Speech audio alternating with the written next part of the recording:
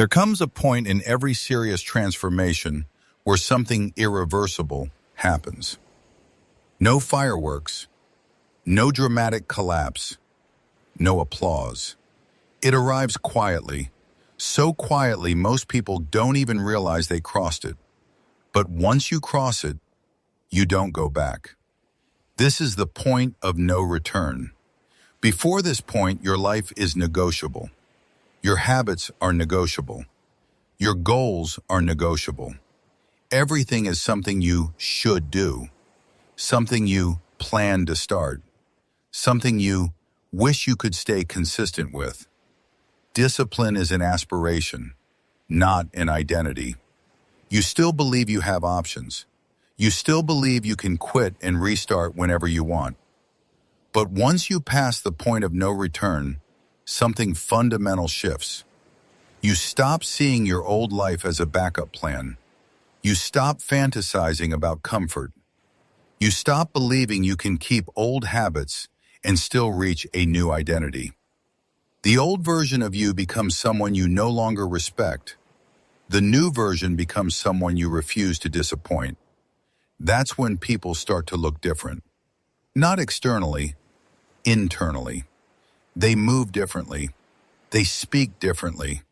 There's pressure in their presence, not confidence. Confidence can be faked. This is conviction.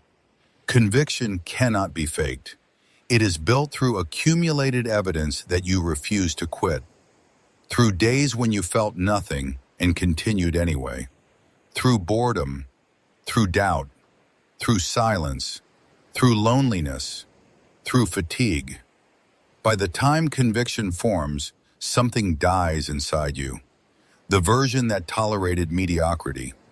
The point of no return happens when you no longer trust your old self with your future.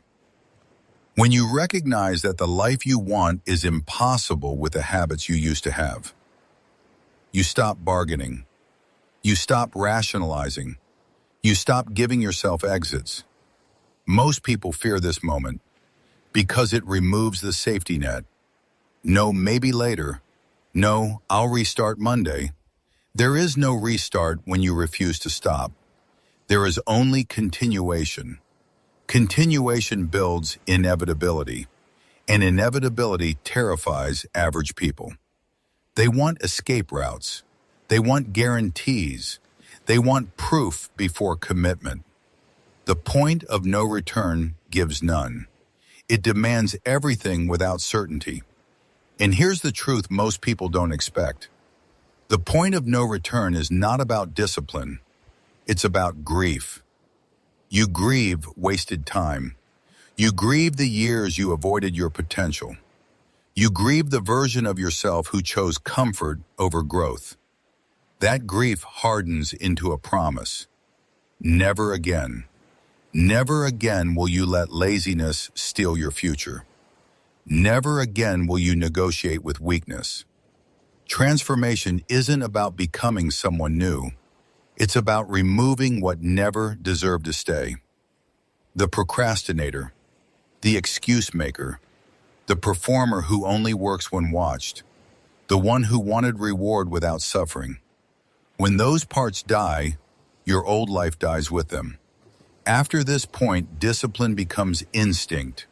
Not because it's easier, because quitting feels physically wrong. Missing a day feels like decay. Cutting corners feels like betrayal. Others won't understand why you take it so seriously. That's because they haven't lost enough.